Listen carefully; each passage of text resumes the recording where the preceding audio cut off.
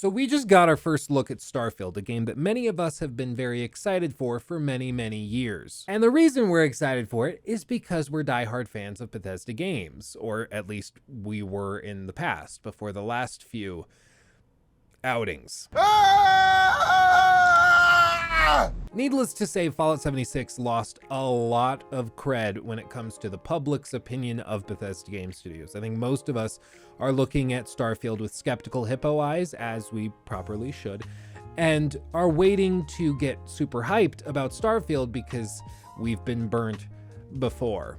Like, to such a degree that people filed class action lawsuits, and it's like a whole thing.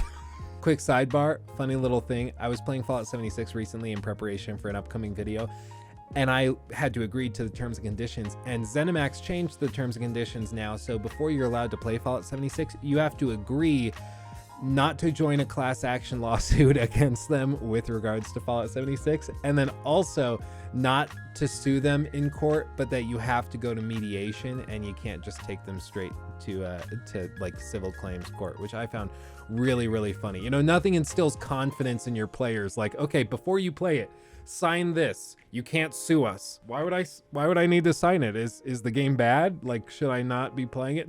No, it's great. You're gonna love it. But you can't sue us after you play it. Like that's rough.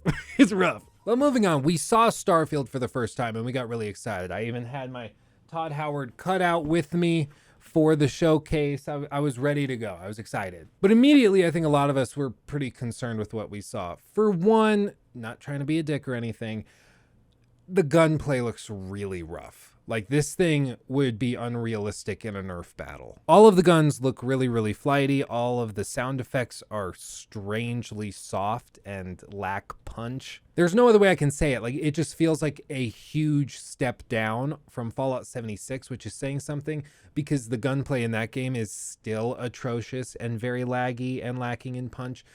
And that was a huge step down from Fallout 4, which still wasn't a tremendous shooter when it launched. It was just way better than Fallout 3.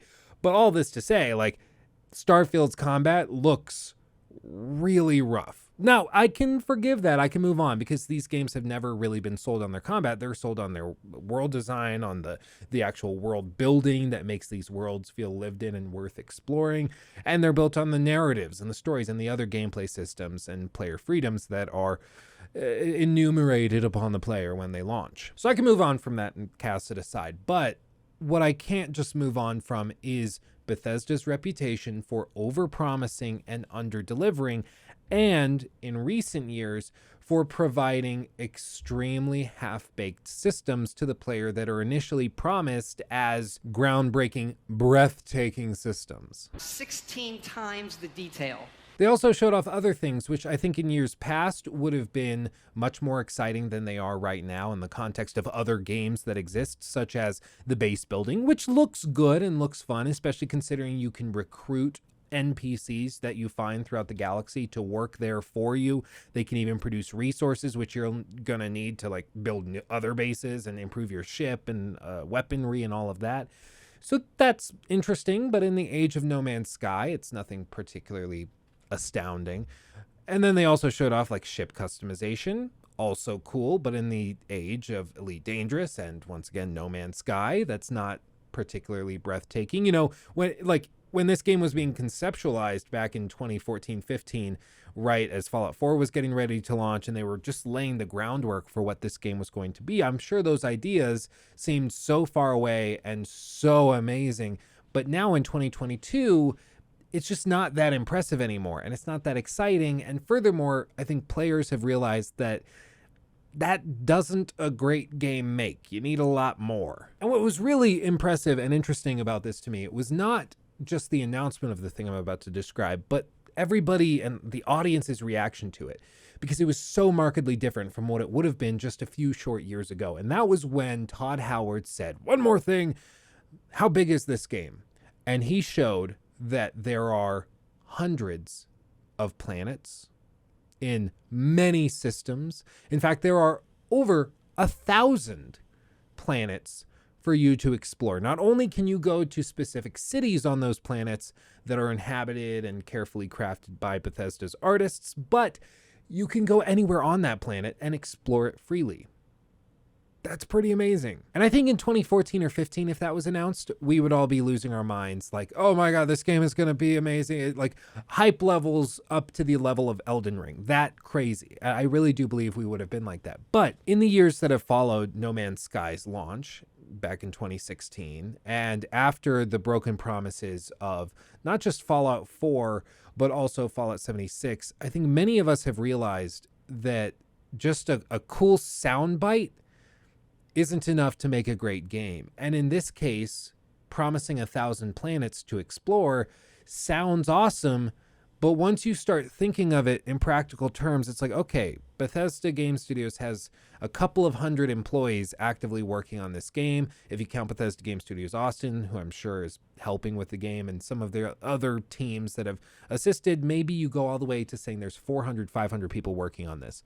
What are the odds that 400 to 500 people can create 1,000 planets that are interesting and compelling to explore? The odds just aren't that high. The only way that gets done is with procedural generation. And as we learned with No Man's Sky, it's relatively easy for a game developer to procedurally generate a huge map. It's not that easy to procedurally generate something that's really interesting to explore and captivating and someplace that you just want to get lost in. It's not that easy. And when you consider the over-reliance on resource collection that already has been communicated about Starfield, specifically that pretty much every system in the game is dependent on you collecting resources and then using those resources to build things you will then use to find and collect more resources, I think many of us grow increasingly concerned that this is just describing another No Man's Sky situation where the gameplay loop is explore, collect so that you can explore more, and then collect so you can explore more. And that can work sometimes, but in Bethesda Game Studios titles, usually the scarlet thread that goes through all of these systems and makes them worth playing and engaging with is a compelling story, world building that's coherent and cohesive. So as you go from settlement to settlement, exploring building to building, everything feels like it's in one universe and it all makes sense together. So as you explore one place and learn more about this universe, you can move on to the next one, having progressed in your journey through this bizarre world. You notice me saying universe a lot. It's because I can't just say like this game world anymore, because there are literally over 1,000 worlds that you'll be exploring in this game. But all of this is sort of pointless at this stage.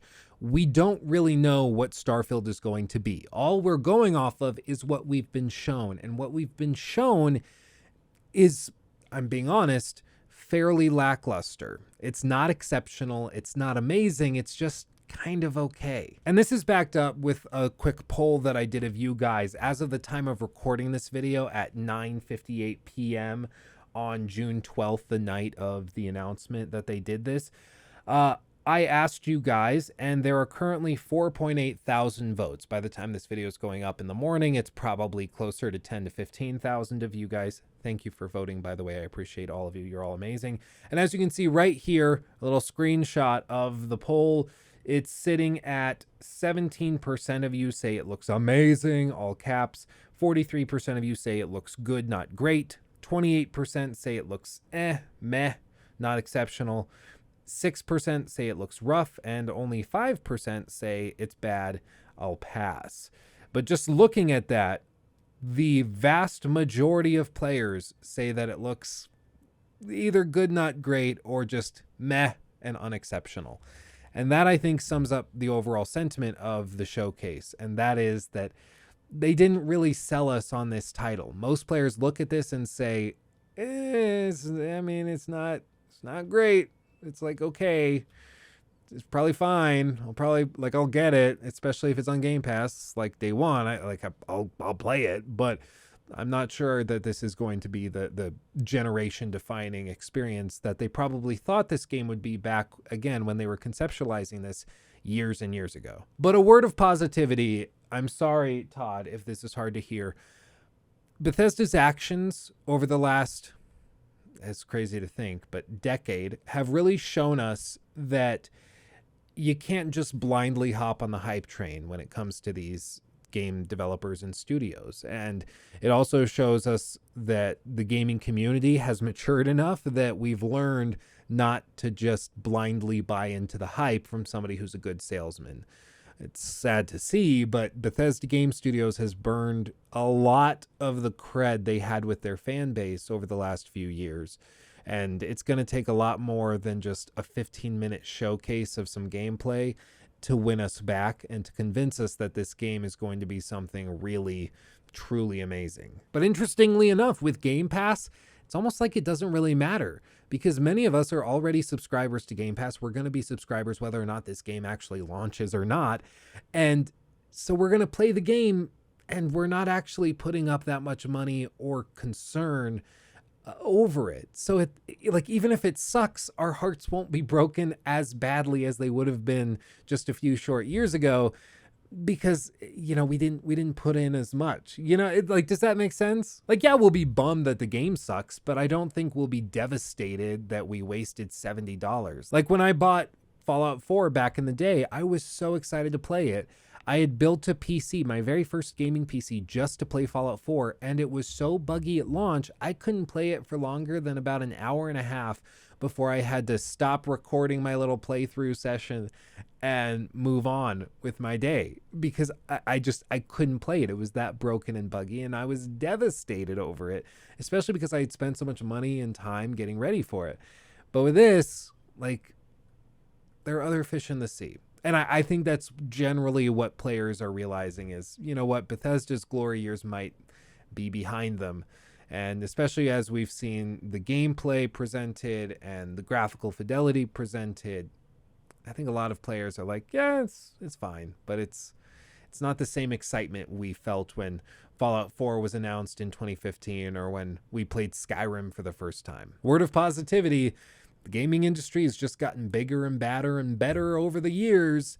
That's actually a good thing. The fact that there are so many other studios doing so many incredible things that it makes Starfield look kind of meh, that's not necessarily bad. It's just to say that the industry is bigger and better than it's ever been. But I want to know what you think of all of this in the comment section below the like button. I really want to hear from you if you think Starfield looks amazing or if you think it looks totally meh and you're not interested. I want to hear your thoughts because they may or may not be used, hint, hint, in upcoming videos. So make sure to leave those comments, again, down below the like button. Also, subscribe for new content. I've got the big critique of Elden Ring quickly approaching, along with a critique of Horizon Forbidden West. And little spoiler, I also, for that critique of Horizon Forbidden West, will be giving away a free PS5 copy of the game. It's a code. I think you have to be in the US to redeem it. So just know that. But during that critique, I will be revealing that code for a free redemption of the game. So if you want to be notified of the video the second it comes out so you can potentially get that code and activate it before everybody else,